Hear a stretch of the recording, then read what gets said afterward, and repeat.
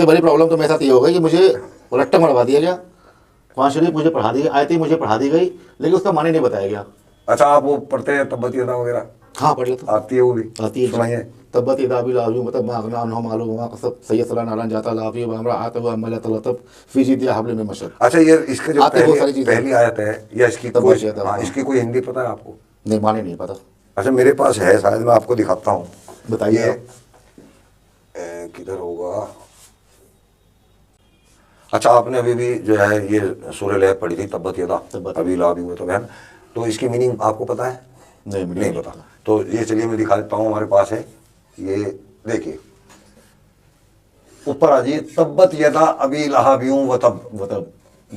ये इंग्लिश में इसके मायने लिखे हुए हैं, उसके नीचे हिंदी में तबाह हो जाए अबू लहब के दोनों हाथ। तबाह लिखा हुआ है, इसका मतलब होता है कट जाए, हाँ। या टूट जाए अबू लहब के हाथ, और वे खुद भी तबाह हो जाए। बिल्कुल। ये कौन कह रहा है जी? अल्लाह कह रहा है। हाँ, तो कुरान शरीफ में लिखा तो अल्लाह ही कहेगा। तो हाँ, बिल्कुल सीधी सी बात है। तो क्या अल्लाह इतना कमजोर है कि वो बद्दुआएं देने पे आ गया? और बद्दुआएं भी ऐसी दे रहे हैं कि वो सूरह लहब के हाथ भी नहीं टूट रहे। फिर हम वाक और अभिव्यक्ति की स्वतंत्रता के बारे में भारतीय संविधान के अनुच्छेद 19 से जो समर्थन करते हैं, उदाहरणों, छवियों और संदर्भों सहित यह वीडियो केवल मनोरंजन, सूचना और शैक्षिक उद्देश्यों के लिए प्रदान किया गया है और चैनल किसी भी अवैध गतिविधियों को बढ़ावा या प्रोत्साहित नहीं करता है। हमारा मकसद केवल समाज जागरूक करना है। जय हिंद दोस्तों, जो भी व्यक्ति जिस रिलीजन में जन्म लेता है उसी आधार पर उस रिलीजन से जुड़ जाता है। ये बात अलग है जब वो बड़ा होता है, समझदार होता है, तो वो अपने विवेक और बुद्धि के आधार पर किसी दीन, धर्म और मजहब को छोड़ सकता है या अपना सकता है। पर कोई भी व्यक्ति अपने खुदा, गॉड, ईश्वर को साबित करने में पूरी तरह असमर्थ है। हर एक रिलीजन का अपना गॉड होता है। कौन सा रिलीजन सही है, कौन सा गॉड सही है, इस बात का अनुमान सिर्फ उसकी टीचिंग से पता लगाया जा सकता है। मेरी सोच समझ जहाँ तक काम करती है, जिसने भी हम सबको बनाया है वो कभी भी हम लोगों को अलग अलग नज़रों से नहीं देखेगा। वो हम लोगों में एक दूसरों से नफरत करने की बात नहीं करेगा। जो सच्चा खालिक कायनात होगा वो हमेशा प्यार और सम्मान की बात करेगा। पर इस्लामिक कल्ट की टीचिंग बिल्कुल ऐसी नहीं है। उसका खुदा तो इंसानों को आपस में ही लड़ाने की बात करता है, औरतों को जहन्नुम का दरवाज़ा बताता है। दुनिया भर की गंदगी फैलाने वाला ये खुदा खालिक कायनात कैसे हो सकता है? इसीलिए बहुत से मोमिन इस कल्ट को जानने परखने के बाद इसे छोड़ रहे हैं और इंसानियत की दुनिया में बिना डरे चेहरा दिखाकर सबके सामने आ रहे हैं। हमारे एक्स मुस्लिम सलीम भाई बिल्कुल ज़मीनी स्तर पर उतरकर लाजवाब काम कर रहे हैं। वो ऐसे लोगों को चेहरे के साथ सामने ला रहे हैं और एकजुट हो रहे हैं जिन्होंने इस्लामी कल्ट को छोड़ दिया है और एक्स मुस्लिम मूवमेंट से जुड़कर इंसानियत को फैलाने का काम कर रहे हैं। ऐसे में एक्स मुस्लिम सलीम वास्तविक का फुल सपोर्ट करें, यही आप सबसे गुजारिश है। जय हिंद, जय मानवता, जय भारत। दोस्तों, सच का सामना, इस्लाम से इंसानियत तक, द सलीम वास्तविक शो में आप सबका स्वागत है, बहुत बहुत। तो दोस्तों, आज फिर मेरी पॉडकास्ट है और मैं अपने एक साथी के साथ जो हमारे साथ बैठे हुए हैं। क्या नाम है सर आपका? मोहम्मद रिजवान। मोहम्मद रिजवान जी हाँ। तो आप इस्लाम के अंदर हैं? बिल्कुल हैं। आप मानते हैं कि कोई अल्लाह है? बचपन से सिखाया गया कि अल्लाह है, इसलिए मानता हूँ। अच्छा, सिखाया गया है इसलिए आप मानते हैं कि अल्लाह है। आपने जानने की कभी कोशिश की कि कोई अल्लाह है भी या नहीं, जैसा कुरान के अंदर बताया गया? नहीं, जब तक जिस घर में परवरिश हुई, जिस घर में जन्म लिया, जैसे हमारे एल्डर्स जो हमारे बड़े थे, माँ बाप जो हमारे बड़े भाई बहन थे, जैसा वो कर रहे थे वो मैं देख रहा था, सीख रहा था। अच्छा। बस ग्रेजुअली जब बहुत कुछ जब मुझे अपने आप समझने की कोशिश किया मैंने, तो मुझे वो चीज़ जो मैंने बचपन में सीखा था और अब जो मुझे लगता है, उन दोनों में बहुत डिफरेंस है। क्या डिफरेंस? मतलब आपको क्या लगा कि मतलब ये जो कुरान जो है, बहुत सी चीज़ें लगी मुझे ऐसे। अब इस्लाम ये कहता है कि बेवजह आप किसी एक चींटी का भी कत्ल ना करो, एक चींटी को भी ना मारो। ये कहता है इस्लाम कहता है। अच्छा, आपको आयत याद है? नहीं, मुझे आयतें याद नहीं है, लेकिन जो मैंने लोगों से सुना, इस्लामिक लोगों से सुना, उनके बीच में रहा, देखिए आपने वो चीज़ें मुझे समझ आया। मैं आपकी बस बात काट के एक बात कहना चाहता हूँ कि जी। जितने भी मुसलमान भाई हैं, ये सब केवल सुनते हैं, पढ़ते नहीं हैं। सर, सीखने की बात तब होती है जब बच्चा उस लायक हो जाए और बचपन का जो जीवन होता है, छोटा बच्चा होता है, उसकी लाइफ बिल्कुल एक सफ़ेद कागज़ जैसे होती है। जो सुना जो लिखा वही अडप्ट कर लेता है वो। बट बिल्कुल। लेकिन जब मुझे खुद से सोचने समझने की सलाहियत हुई मेरे अंदर, तो बहुत सी चीज़ें जो मैंने बचपन में सीखी थी या सुना था, अब वो चीज़ मेरा अंदर से मेरा दिल नहीं मानता कि हाँ ये चीज़ सच भी है या नहीं भी है। अच्छा, आपका दिल नहीं मानता? बहुत सी चीज़ों को नहीं मानता, शायद आपका भी नहीं जैसे मानता कि? होगा। बहुत सी चीज़ें हैं, जैसे कि कोई एक आध? बेवजह किसी पे जुल्म करना, अच्छा बेवजह किसी का जान लेना। अच्छा, तो ये तो देखिए इंसानियत के अंदर है, लेकिन जो आपने कहा ना कि वो इस्लाम के अंदर ये है कि बेवजह चींटी को भी ना मारो, बिल्कुल। तो इस्लाम के अंदर तो काफिरों को मार देने का हुक्म है, काफिरों से लड़ने का हुक्म है। सूरह तौबा की 5 नंबर ले लो, 29 ले लो, 23 ले लो, 123 ले लो, ये सब जो है उनको मारने के लिए कह रही हैं जो इस्लाम को नहीं मानता। देखिए, दो चीज़ें हैं, एक किताब में चीज़ें लिखी होती है जी, तो ये लिखी हुई है।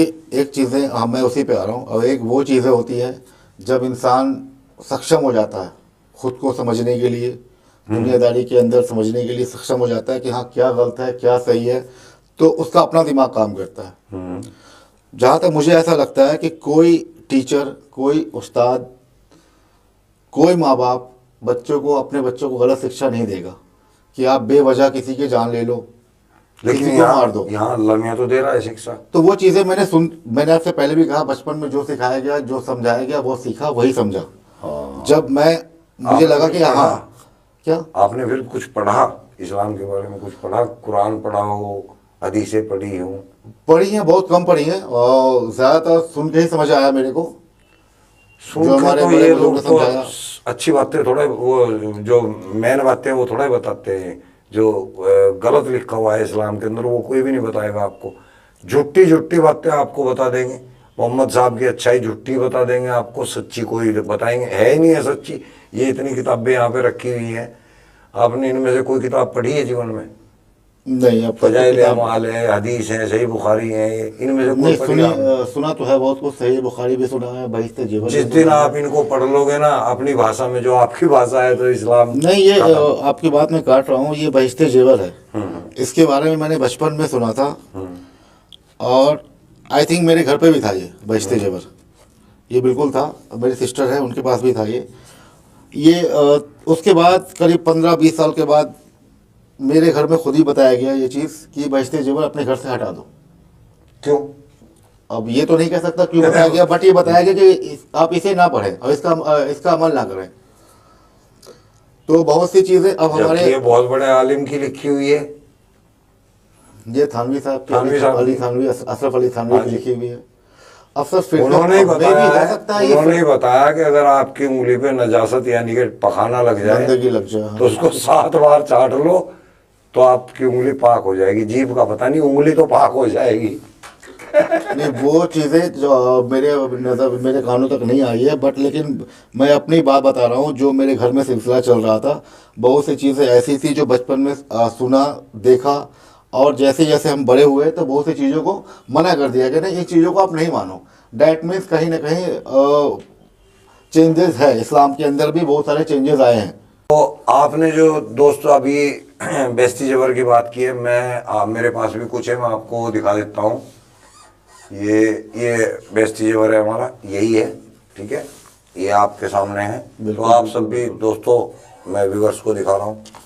तो ये हमारे पास इसमें ये मसला है, 5 नंबर मसला है। तो आपको भी पढ़ा रहा हूँ मैं दोस्त। छोटी लड़की से अगर किसी मर्द ने सोबत की जो अभी जवान नहीं हुई, तो उस पर गुस्ल वाजिब नहीं, गुस्ल वाजिब ही नहीं, लेकिन आदत डालने के लिए उससे गुस्ल कर लेना चाहिए।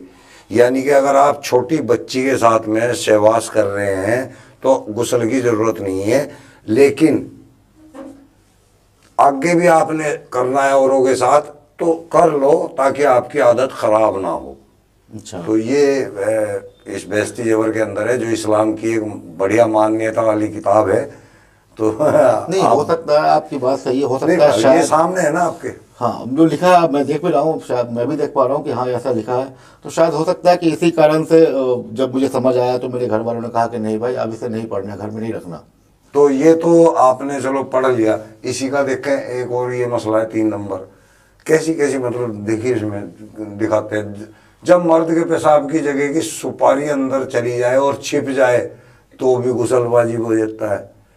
यार ऐसी ऐसी बातें जो है इस्लाम की किताबों के अंदर, ये कोई अच्छी किताब बात मानी जाती है कि भाई अच्छी बातें लिख रखी हैं। जहाँ तक मैं जानता हूँ शायद ये 1400-1500 साल पुरानी किताबें हैं। हाँ उस जमाने से चली आ रही है। हाँ बिल्कुल। और वही बच्चे वही सब लोग हम लोग सीखते चले आ रहे हैं। हाँ तो बहुत सी चीज़ें ऐसी है जो मुझे लगता है कि हाँ ये चीज़ें नहीं होनी चाहिए या ये चीज़ें गलत है। तो ये तो चलो आपने पढ़ ली तो आपको इसका पता चल गया, तो आप कुरान भी पढ़ चुके हैं। हाँ मैं कुरान शरीफ मैंने पढ़ा है और माने के साथ नहीं पढ़ा, लेकिन हाँ कुरान तो शरीफ आपको पढ़ा है लगता है कि वो एक अल्लाह की भेजी हुई किताब है? भाई मैं अपनी तरफ से कुछ बात रखूंगा तो पहले नहीं सवाल है वो पूछना। मुझे लगता नहीं है। अब मैंने आपसे पहले भी कहा था जो बचपन में जो चीज़ सिखाया गया, हाँ जिसके साथ साथ मेरी परवरिश हुई है, हाँ। तो मुझे यकीन लगता है कि हाँ ये अल्लाह की ही भेजी हुई किताबें हैं। लेकिन अब आपको यकीन नहीं है? अब मुझे बहुत सी चीज़ें ऐसी लगती है जो मुझे खुद समझ नहीं आता है कि हाँ जो लिखी हुई है वो वाकई सही लिखी हुई है नहीं लिखी हुई है।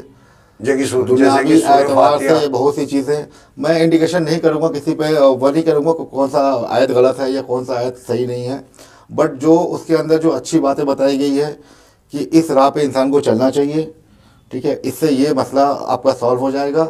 वो सारी चीज़ें मुझे नहीं लगता कि अब मैं कुरान शरीफ पढ़ के वो चीज़ें मुझे दिमाग के अंदर में आ जाए, मैं मेरे जीने का तरीके में आ जाए। क्योंकि कुरान शरीफ पढ़ना और उसका हिंदी में माने ट्रांसलेट करके समझना बहुत मुश्किल है। इट्स अ वेरी लेकिन डिफिकल्ट। अल्लाह तो ये कह रहा है कि भाई मैंने तुम्हारे लिए किताब इतनी आसान कर दी है ताकि हर किसी को समझ में आ जाए, आसान लैंग्वेज में तुम्हारे को दे दी है ताकि तुम्हारी समझ में आ जाए। अल्लाह दावा कर रहे हैं। हाँ बिल्कुल, वो अलिफ अल्लाह लाम मीम ताला दावा जालिकुल करते हैं किताब। कि अलिफ लाम मीम क्या, अलिफ लाम मीम जालिकुल किताब, इस किताब पे कोई शक नहीं। इस किताब पे कोई शक नहीं है। अब अल्लाह ने क्या बताया क्या नहीं बताया, अब जो लिख कर आया अब किसने क्या लिखा, अब आपके इस्लाम में मतलब मेरे इस्लाम में या आपके इस्लाम में ये बताया गया है कि फ़िरके 72 होंगे। फ़िरके जो होंगे क़यामत आते आते 72 फ़िरके अब तो होंगे। 100 से भी ऊपर हो रहे हैं। हाँ तो अब वो फ़िरके इसलिए 72 होंगे कि लोगों की मेंटलिटी चेंज होती गई है। हाँ हाँ। जब इंसान थोड़ा पढ़ जाता है, थोड़ा सीख लेता है या 2-4 देश घूम कर आता है, लोगों से मिलता है, तो उसकी मेंटलिटी डेफिनेटली चेंज होती है। और ये बड़ी अच्छी छोटी सी कहावत है, बेटा जब तक बाहर नहीं निकलोगे दुनियादारी समझ नहीं आएगी। बिल्कुल। तो ये फ़िरके उसी हिसाब से 72 हो गए। शायद 72 आपने कहा अभी कि 72 से भी ज़्यादा होगा, मैं भी हो सकता है 72 से भी ज़्यादा हो। तो वैसे सच होने का दावा सिर्फ एक करते हैं कि मैं भी सच। अब जो हनफी हैं वो भी कहते हैं मैं सच, जो अहले हदीस है वो कहते हैं मैं सच। आप नमाज वगैरह पढ़ते हो? नमाज मैं पढ़ता था, अब नहीं पढ़ता हूँ। तो आपको कोई सूरह याद है? सूरह बहुत सारे याद है मुझे। कोई एक आध पढ़ के सुना दें। कौन सा पढ़ूँ? कोई भी जो आपको याद है, नमाज की पढ़ दें कोई भी। मैं अलहम्दु शरीफ पढ़ देता हूँ, सूरह फातिहा पढ़ देता हूँ। चलिए पढ़ दीजिए। बिस्मिल्लाहिर्रहमानिर्रहीम अल्हम्दुलिल्लाह रब्बिल आलमीन अर्रहमानिर्रहीम मालिकिल यौमिद्दीन इय्याका नअबुदु व इय्याका नस्तईन इहदिनस सिरातल मुस्तकीम सिरातल लज़ीना अनअमता अलैहिम गैरिल मग़ज़ूबि अलैहिम वलद्दालिन। अच्छा, एक तो बोला ज़ालिनी है, द्वालीन है, द्वालीन वो अलग अलग, मैंने अभी आपसे कहा एक अहदीनस नहीं है, इहदीनस। इहदिनस सिरातल मुस्तकीम। चलिए ये तो वो अल्लाह को तो समझ में आ ही जाती है। जी हाँ जी हाँ जी हाँ। हाँ ये तो ये जो है इसकी मीनिंग पता है आपको? मीनिंग नहीं पता सर। ये इस पूरी सबसे बड़ी प्रॉब्लम तो मेरे साथ ये हो गई कि मुझे रट्टा मरवा दिया गया। कुरान शरीफ मुझे पढ़ा दी गई, आयतें मुझे पढ़ा दी गई, लेकिन उसका माने नहीं बताया गया। अच्छा, आप वो पढ़ते हैं तब्बत यदा वगैरह? हाँ पढ़ लेता हूँ। आती है वो भी? आती है। सुनाइए। तब्बत यदा अबी लहब मतलब मा अगना अन्हु मालूहु वमा कसब सयस्ला नारन जाता लहबी व इम्रअतहु हम्मलत लतब फी जिदिहा हब्लुम मिन मसद। अच्छा, ये इसके जो आते बहुत सारी चीजें। पहली आयत है या इसकी तब्बत कोई, यदा, हाँ हाँ। इसकी कोई हिंदी पता है आपको? नहीं माने नहीं पता। अच्छा, मेरे पास है, शायद मैं आपको दिखाता हूँ। बताइए ये आप। किधर होगा? अच्छा, आपने अभी भी जो है ये सूरह लहब पढ़ी थी, तब्बत यदा तब्बत। अबी लहब व तब, तो इसकी मीनिंग आपको पता है? नहीं मुझे नहीं पता। तो ये चलिए मैं दिखा देता हूँ, हमारे पास है ये, देखिए ऊपर आ जाइए, तब्बत यदा अबी लहब व तब। मतलब ये इंग्लिश में इसके मायने लिखे हुए हैं, उसके नीचे हिंदी में, तबाह हो जाए अबू लहब के दोनों हाथ। तबाह लिखा हुआ है, इसका मतलब होता है कट जाए हाँ। या टूट जाए, टूट जाए अबू लहब के हाथ और वे खुद भी तबाह हो जाए। बिल्कुल। ये कौन कह रहा है जी? अल्लाह। अल्लाह कह रहा है। हाँ, तो कुरान शरीफ में लिखा है तो अल्लाह ही कहेगा। तो हाँ, बिल्कुल सीधी सी बात है। तो क्या अल्लाह इतना कमजोर है कि वो बद्दुआएं देने पे आ गया? और बद्दुआएं भी ऐसी दे रहे हैं कि वो सूरे लहब के हाथ भी नहीं टूट रहे। फिर इस आयत के उतरने के 10 साल बाद तक सूरे और अबू लहब जिंदा थे और उनको मतलब कभी हाथ में कोई जख्म नहीं हुआ, कभी हाथ में कोई फालिश नहीं मारी, उसके ठीक ठाक हाथ थे। बल्कि लास्ट में लड़ाई में वो मौत हुई, यानी कि हाथ पैर उन्होंने वहां पे भी चलाए, पीछे से उनको डंडा मारा तो उनकी मौत हुई। उनके हाथों को कोई नुकसान नहीं हुआ जी। तो अल्लाह में इतनी बड़ी सख्ती है, उसके बद्दुआ देने के बावजूद भी अबू लहब के हाथ नहीं टूटे। ये एक मजाक नहीं है? आपको लगता है कि ये अल्लाह मियाँ की बात है? नहीं, आपको नहीं लगता? बिल्कुल ये नहीं। तब्बत ये जो जंग हुई थी, कब हुई थी? ये जंग बदर के रंग की बात कर रहे हैं आप? उस टाइम आयत आई थी ये जंग की नहीं है। अच्छा। ये जिस वक्त अबू लहब जो है मोहम्मद साहब के खिलाफ बोल रहे थे, हाँ। मोहम्मद साहब एक टिल्ले पे चढ़ के गए थे और वहाँ पे लोगों को बता रहे थे कि मैं पैगंबर हूँ, मुझे अल्लाह ने भेजा है, मैं अल्लाह का रसूल हूँ और मैं दीन को कायम करने के लिए आया हूँ। तब अबू लहब ने उनके खिलाफ बगावत की थी कि तू बेवकूफ़ है जो तू हमारे को यहाँ ऊपर पहाड़ी पे चढ़ के लेके आया है, तू यही कहने के लिए हमारे को लेकर आया था। उसके बाद ये आयत आई थी। अच्छा। और इस आयत के बाद भी अबू लहब का कुछ नहीं बिगड़ा, बेहतरीन अमीर आदमी था, बढ़िया जिंदगी जिया और उसको साजिश के साथ मारा गया है मोहम्मद के 2 गुलामों ने, जो कि आज़ाद कर रखे थे मोहम्मद साहब ने। अच्छा। तो दूसरी जो आयत है, ना तो उसका धन मा अगना अनु मालहू व मा कसब, ना इधर इसके मायने हैं ना तो उसका धन और ना ही उसकी कमाई उसके किसी काम आएगी, जबकि उसकी कमाई उसके काम आई है जीवन भर। जब तक वो जिंदा रहा तब तक उसके काम आई है। तो यहाँ पे भी अल्लाह मियाँ झुट्टे हो रहे हैं। यहाँ पे अल्लाह मियाँ की बात सच्ची साबित नहीं हो रही है कि भाई जब अल्लाह मियाँ इतनी बड़ी शक्ति यार वो कह रही है तो होना चाहिए ना। तो यहाँ तो सब कुछ सही चल रहा है। फिर तीसरी आयत पढ़ लेते हैं। सही नारन जाता लाहबी हूँ और वह शीघ्र ही भड़कती हुई आग में झुलस जाएगा। लेकिन 10 साल बाद मौत हुई तो सिर में डंडा लगने से जो चोट आई उससे 7 दिन बाद उसकी मृत्यु हुई। आग का कोई उस पर कोई असर नहीं है, वो झुलस जाएगा। उसको कहीं आग ने नहीं झुलसाया, कोई ऐसी गर्माहट से कुछ नहीं हुआ उसको। तो यहाँ पे भी झूठ आ रहा है भाई, बिल्कुल कोरा झूठ दिख रहा है। फिर आयत है जी तब्बत से लतब, और उसकी पत्नी भी जो कांटे और ईंधन ढोने वाली है उसका भी असर खराब हुआ। फी जी दिहा हबलुम बिन मसद, उसके गले में एक रस्सी होगी टंगी हुई होगी, वो उसको खींचते हुए ले जाएंगे उसके अमाल अबू लहब के। क्यों भाई? वो अलग है बिल्कुल, उसके कर्म उसके साथ हैं, उसके कर्म उसके साथ हैं। उसके आदमी ने अगर कुछ गलत किया है उसमें उसकी क्या खता भाई? उसकी खता जाहिर सी बातें नहीं होनी नहीं है चाहिए, जिसने गलत किया है। तो अल्लाह मियाँ न्याय भी नहीं करता, यानी कि सही। तो ये मैं ये तो मान सकता हूँ कि ये मोहम्मद साहब की कही हुई बातें हैं, क्योंकि वो अबू लहब का कुछ नहीं उखाड़ सकते थे तो उन्होंने बद्दुआ दी कि टूट जाए उसके हाथ। वो उसके धन के बारे में बद्दुआ दे रहे हैं। अल्लाह मियाँ को धन से क्या मतलब? अल्लाह मियाँ देगा भी तो फिर धन रहना ही नहीं चाहिए था, उस पर ख़त्म हो जाना चाहिए था। ये सब मोहम्मद पे तो फिट हो रही है कि मोहम्मद साहब ये बात कह रहे हैं, अल्लाह मियाँ पे तो कहीं फिट नहीं हो रही भाई। तो ये झूठ है कि ये अल्लाह का कलाम है, ये पक्का झूठ है। तो आपको लग रहा है कुरान शरीफ में फिर कैसे लिखा गया? ये कैसे आगे आए थे? ये तो वो खुद लिखवा रहे हैं ना, वो भूल जाते थे मोहम्मद साहब कई बार। वो पहले लिखते थे अल्लाह के नाम से कि मैं अल्लाह हूँ, मेरी इबादत करो, मेरा ये करो, मेरा वो करो, है ना। और फिर बीच बीच में वो भूल जाते हैं कि भाई अल्लाह बोल रहा है, वो खुद बोलने लगते हैं वहां पे, और बीमारी उनको भूलने की थी। चलिए आपकी बात मैं मान जाता हूँ, माननी ठीक है। पड़ेगी क्योंकि बिल्कुल सामने दिखा रहा बिल्कुल हूं। बिल्कुल मान रहा हूँ, लेकिन आज के डेट में पूरी दुनिया के अंदर में शायद जैसे लोग कहते हैं 55 या 56 कंट्री है ईमान वाले मुसलमानों की, 57 कंट्री जैसे भी है, और ऑलमोस्ट 204-5 कंट्री है वर्ल्ड के अंदर में जो मुस्लिम हैं, वो ऑलमोस्ट कंट्री में रहते हैं, चाहे वो एक तादाद में 1 हो या 2 हो या 10 हो या 20 हो। पॉपुलेशन कैसे ग्रोथ कर रही है, कैसे बढ़ रही है? पॉपुलेशन तो संभोग से फैल रही है, वो तो हमारी थोड़ा ही, हर जीव की हो रही है। नहीं नहीं नहीं, और जितने भी कम्युनिटीज़ हैं, जितने भी रिलीजन हैं, जितने भी धर्म के लोग हैं, उन सबसे कंपेयर किया जाए, ठीक है, क्योंकि इस्लाम जागरूकता जो आया है वो आज से 1400 साल पहले आया है, और बाकी जितने भी धर्म है दुनिया तो के ये अंदर में, अच्छा आप ये कह रहे हैं कि इनकी ये पॉपुलेशन कैसे बढ़ रही कम्युनिटी, है, हाँ, कम्युनिटी ऊपर कैसे जा रही है, हाँ, पॉपुलेशन ये वाइज, अब घट रही है। Population wise. अब अगर आप ग्राफ चेक करोगे ना, अब घटा हुआ दिख जाएगा आपको हर जगह, पाकिस्तान में भी, इंडिया में भी, हर जगह। पहले जो ग्राफ था वो 2 कारण थे उसके बढ़ने की। एक तो 8-8, 10-10, 12-12 बच्चे पैदा करना, सबसे बड़ा तो कारण इसके पीछे ही है। दूसरा, धर्म परिवर्तन कराना।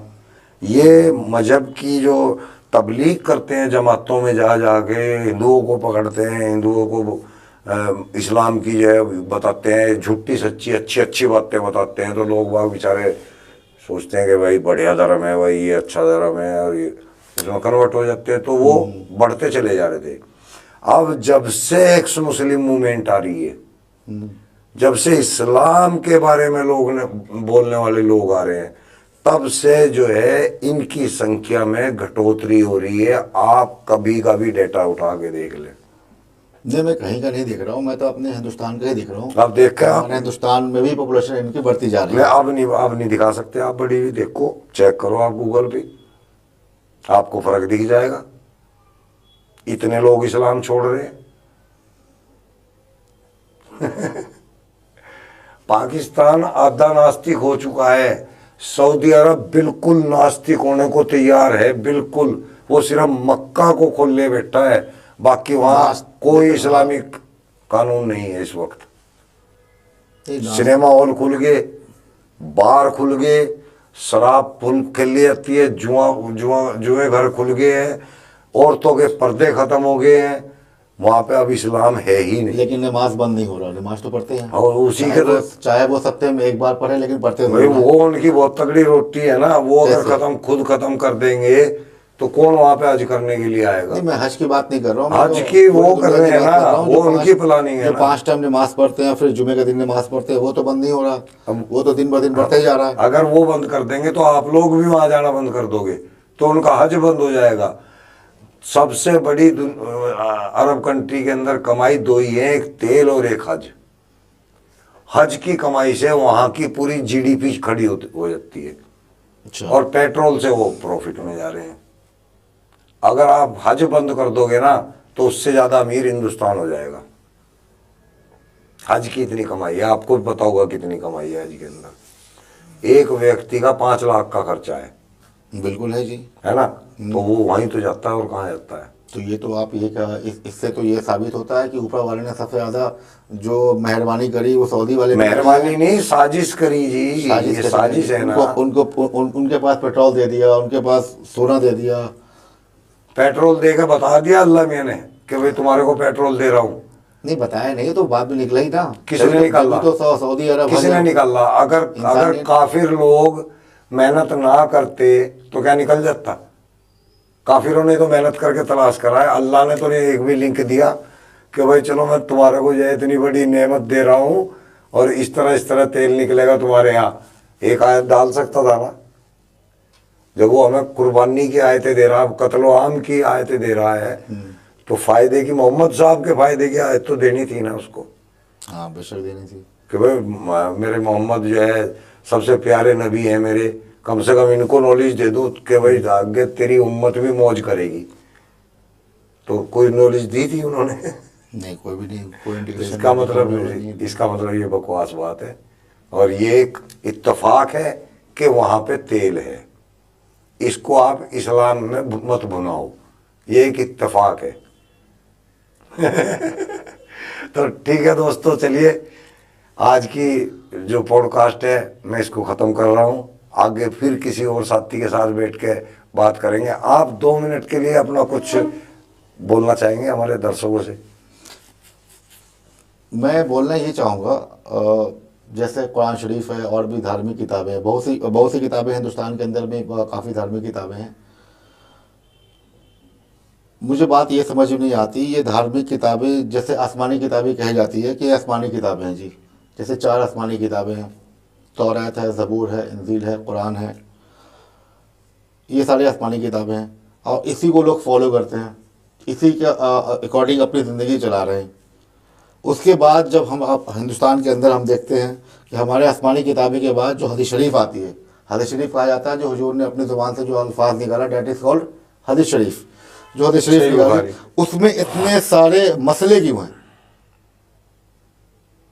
कुछ क्योंकि वो हदीस बुखारी आ गया, पूरा ज़ईफ़ हदीस है और बहुत सारे हदीस है, आपके पास भी लिखा हुआ है सही हदीस बुखारी। ये इतने सारे, मुझे ये चीज़ समझ नहीं आता ये कहाँ से आता है, फतवे कहाँ से आते हैं, ये निकलता कौन है इसको फतवा? ये नए अभी भी निकल रहे हैं देवबंद के अंदर। क्यों निकल, मतलब कैसे निकलता है? जहाँ तक मुझे ऐसा फील होता है जाती फायदे के लिए निकालते हैं हाँ, तो बिल्कुल ये जाती अपने फायदे के लिए फतवे निकालते हैं। हाँ करेक्ट। भाई अब अकॉर्डिंग टू इस्लाम अल्लाह ने सिर्फ कुरान शरीफ बनाई है। बिल्कुल, ये बाकी तो मौलवियों के ही हैं सब। तो ये क्या आप इसे क्या कहते हैं, दुकान चलाने का? दुकान ही तो है, ये दुकान चला रहे हैं आप। हाँ बिल्कुल, इनकी नस्लें भी खा रही हैं इसके पैसे को। जो इन्होंने किताबें लिखी हैं इनकी नस्लें भी इसी पे पल रही हैं। तो ये दुकानदारी है, सबको पता चल रहा है। तो ठीक है दोस्तों, जय हिंद, जय भारत, जय मानवता। तो देखा दोस्तों, यही है असली इस्लाम। आपने अभी तक हमारे चैनल को सब्सक्राइब नहीं किया है तो प्लीज़ कर लें, साथ में बेल बटन भी दबा दें जिससे हमारी आने वाली वीडियो लगातार आप तक पहुंचती रहे। हम आगे भी इसी तरह इस्लामिक कल्ट को आपके सामने पेश करते रहेंगे। वीडियो अच्छा लगा हो तो लाइक, शेयर और कमेंट जरूर करें।